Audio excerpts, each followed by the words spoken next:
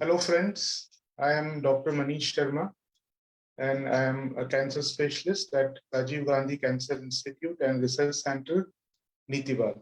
So this is a center of Rajiv Gandhi which is located in South Delhi. So this month is observed as breast cancer month, and hence we will be speaking on breast cancer today. So why the breast cancer is important?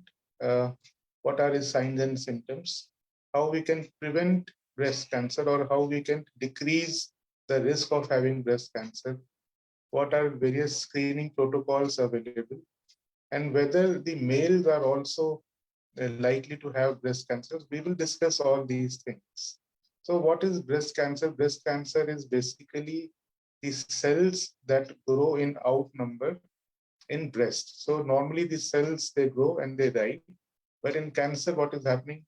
The breast cancer cells, they are growing, but they are not dying. And they form an abnormal mass, which is called as breast cancer. So एक तरीके का मास होता है जिसमें cancer के cells grow करते हैं, but वो डाई नहीं करते हैं. They don't die.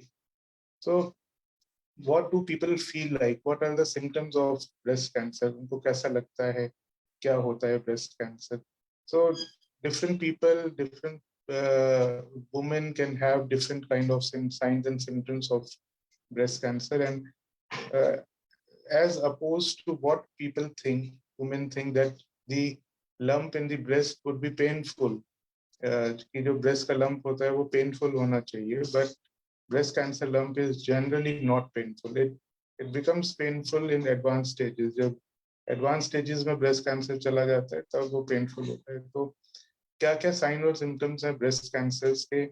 Any new lump in breast or armpit. So if you have any new sign, any new lump or any thing which is in breast or armpit, यानी कि जो बगल में या फिर breast में कोई भी नई गांठ है, या फिर किसी भी ब्रेस्ट के पार्ट की स्वेलिंग है, थिकनिंग है, या स्किन के अंदर कोई भी तरीके की इरिटेशन है, या डिम्पलिंग ऑफ द स्किन है, यानी डिम्पलिंग मतलब उस स्किन का अंदर चला जाना, या रेडनेस होना, या जो ब्रेस्ट का निपल है, pulling up of the nipple जिसको बोलते हैं, ब्रेस्ट का निपल अपने आप पुल अप हो गया, उसके अंदर से डिस्चार्ज आ रहा है, या ब्रेस्ट की साइज और शेप रिसेंटली चेंज हो गया है, या फिर पेन है ब्रेस्ट के अंदर वो की जो कि बहुत ही एडवांस स्टेजेस के अंदर होता है. तो ऐसा कोई भी अगर साइन सिम्टम है तो वो ब्रेस्ट कैंसर हो सकता है. और सारे के सारे वुमेन को they should know what is the normal breast look like. So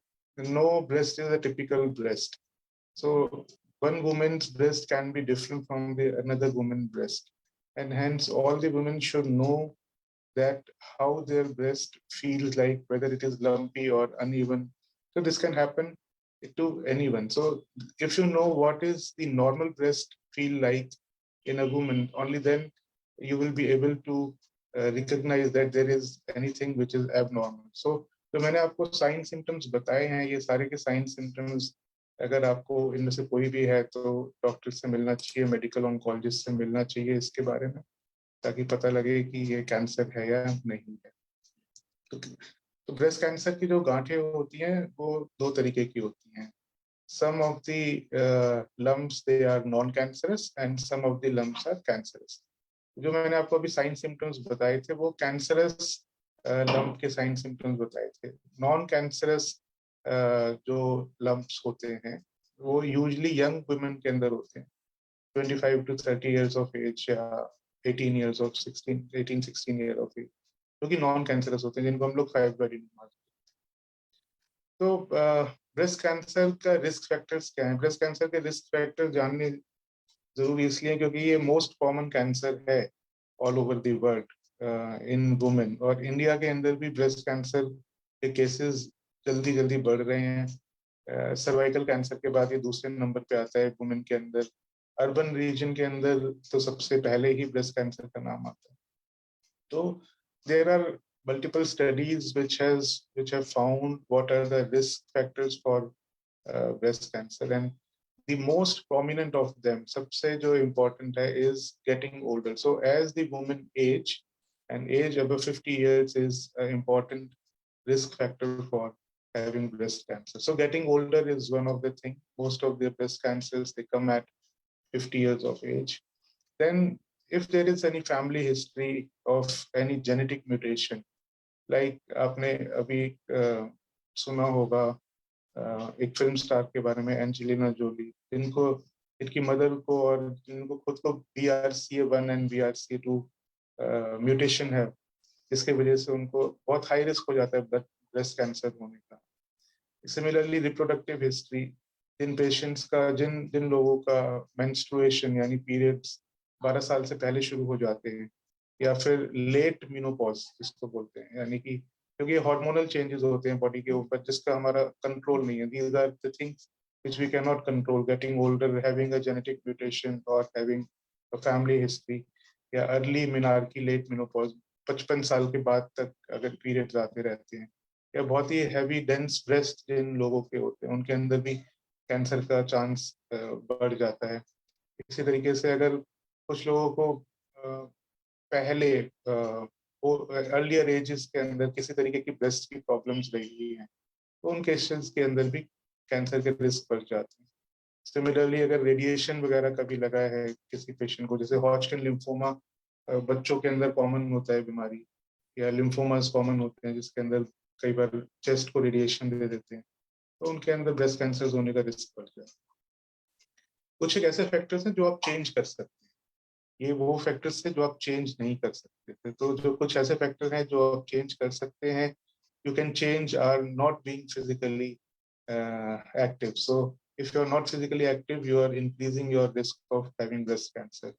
Being overweight or having obesity after menopause. So if you have got menopause and then you are overweight, you are not physically active, surely this is a risk factor that you can change. You should not be obese once you have once you don't have periods now. Taking hormones. So some people take estrogens and progesterone. So these are certain type of pills which can be surely avoided if not done with the help of the doctors. Having pregnancy after the age of 30 years. So pregnancy and breastfeeding, they are very, very protective against breast cancer. So if you're planning a pregnancy after 30 years of age, it is one of the risk factors which you can prevent. So what can you do to decrease your risk? Keep your weight healthy, be physically active, and choose not to drink alcohol. And if you drink alcohol, be it in moderation. If you're taking hormonal replacement therapy or oral contraceptives or hormonal replacement therapy ले रहे हैं, तो ये भी एक risk factor होता है breast cancer का, जो आप अपने डॉक्टर से अंडरस्टैंड करिए इस चीज को भी कितनी जरूरत है उसकी लेने की. Breastfeed your children. It is very, very important. And if you have a hereditary family history of having BRCA1 or BRCA2 mutation, then it is very important that you look, you see a genetic counselor. What can you do to decrease your risk? We will be discussing about this कि अगर इस तरीके की कोई genetic mutation है तो हम लोग उसका risk को कैसे decrease कर सकते हैं. तो breast cancer screening क्या होता है? Why do we screen?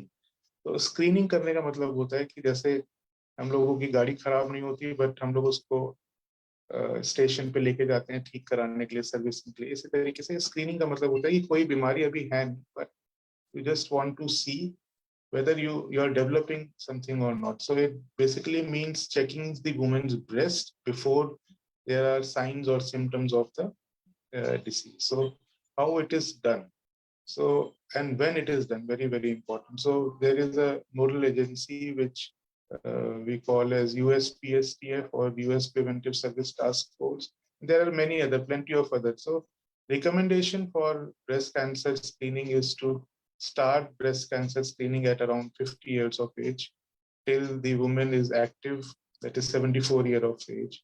So this can be done every yearly or every 2 yearly. हर साल में या साल में दो साल में एक बार ब्रेस्ट कैंसर स्क्रीनिंग करनी चाहिए.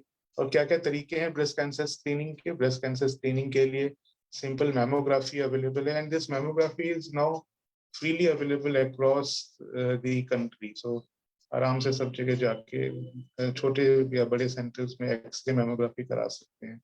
एक्सरे मैमोग्राफी से आपको पता लग सकता है कि किस तरीके की गांठ है, कि ये गांठ है भी या नहीं है, अगर है तो जल्दी पता लग जाए।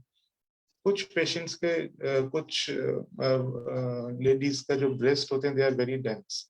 सो if you have dense breast, then probably the mammogram is not for you, and you need to have MRI or other like ultrasound mammography for examination of breast. Apart from this, breast self-awareness is very, very important. So be familiar that how your breast looks like and how they feel like.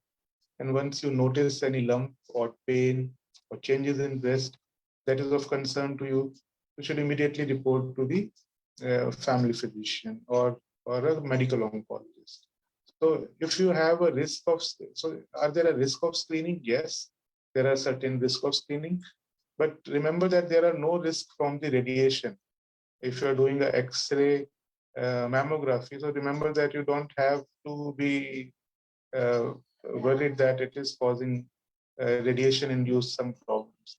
But the problem is that sometimes it can be false negative. So there can be a lump, and very, very rarely it may not pick up any kind of lump. And sometimes you can have overdiagnosis.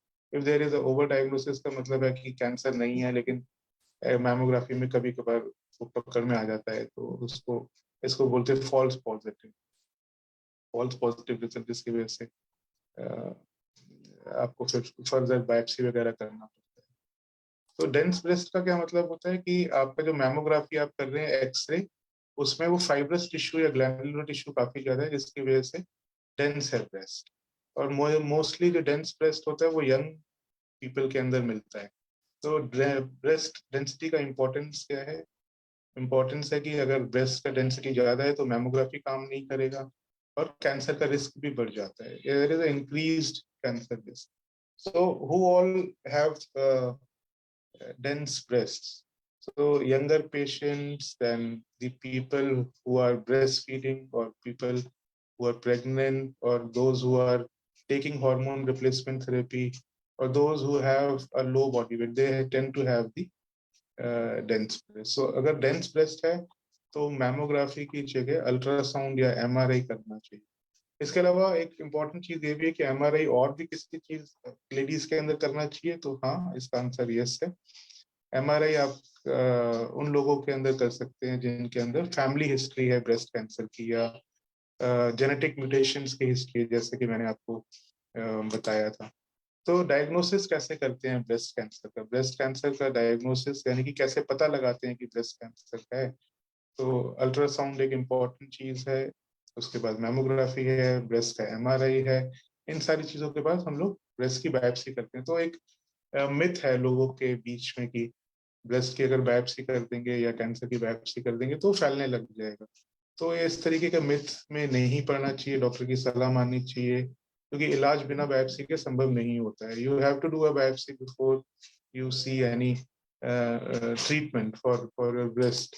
So breast का treatment cancer का हम लोग किस तरीके से करते हैं? Biopsy होती है, बायोप्सी के बाद सर्जरी कुछ पेशेंट्स का करना पड़ता है, ऑलमोस्ट सारे पेशेंट्स का ही सर्जरी करना पड़ता है। देन कीमोथेरेपी एक ऐसी चीज है जिससे पेशेंट्स काफी ज्यादा घबराते हैं, मना करते हैं, बट आजकल हम लोग 2022 में हैं और कीमोथेरेपी काफी सेफ तरीके से पेशेंट्स को दी जा सकती है। इट इज पॉसिबल वॉमिटिंग नहीं आए, सारा साइड इफेक्ट्स नहीं आए, फीवर नहीं आए, न्यूट्रोपीनिया नहीं हो। हमारे पास पहले 10 साल पहले, 15 साल पहले इस तरीके की दवाइयां अवेलेबल नहीं थी। तो कीमोथेरेपी से ना डरें, इसको लें अगर डॉक्टर इसको प्रिस्क्राइब करते हैं। कुछ पेशेंट्स को कीमोथेरेपी की जरूरत नहीं पड़ती है, उन लोगों को कीमोथेरेपी हम लोग नहीं देते हैं। इसके अलावा अगर आपका ब्रेस्ट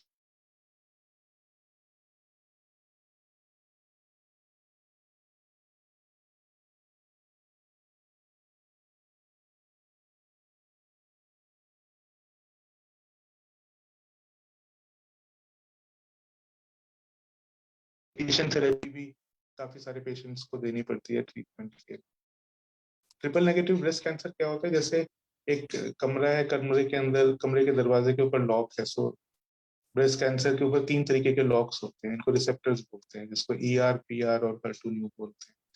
ये 3 रिसेप्टर्स अगर पॉजिटिव है तो उन रिसेप्टर्स को ब्लॉक करने के लिए हम लोग अलग अलग दवाइयाँ, हार्मोन ट्रीटमेंट या फिर टारगेटेड ट्रीटमेंट देते हैं, जिसको हम लोग ER, PR और HER2 न्यू बोलते हैं। ट्रिपल नेगेटिव ब्रेस्ट कैंसर या फिर HER2 पॉजिटिव ब्रेस्ट कैंसर थोड़े से एग्रेसिव कैंसर होते हैं, जिसके लिए अलग अलग नई नई दवाइयाँ अवेलेबल हैं आजकल।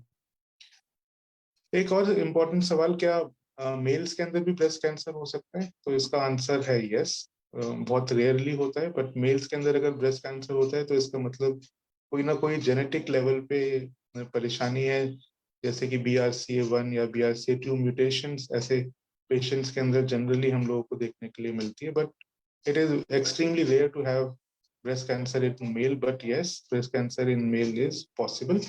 And the treatment for breast cancer in male is similar to what we do for female breast cancer. So I hope कि आपको ये जानकारी अच्छी लगी होगी, समझ में आई होगी, पसंद आई होगी। अगर आपके कोई सवाल हैं, क्वेश्चंस हैं, तो आप मेरे को मेरे मोबाइल नंबर पे या मेरी वेबसाइट पे भेज सकते हैं। मेरा मोबाइल नंबर है 9717718836 और मेरी वेबसाइट है oncologist Dr. Manish @gmail.com। सो ये मेरा एक एड्रेस है। इसके अलावा चैट बॉक्स में भी आप लोग डाल सकते हैं अगर आपको कुछ और इन्फॉर्मेशन चाहिए इसके बारे में। थैंक यू, धन्यवाद। Have a good day. Thank you.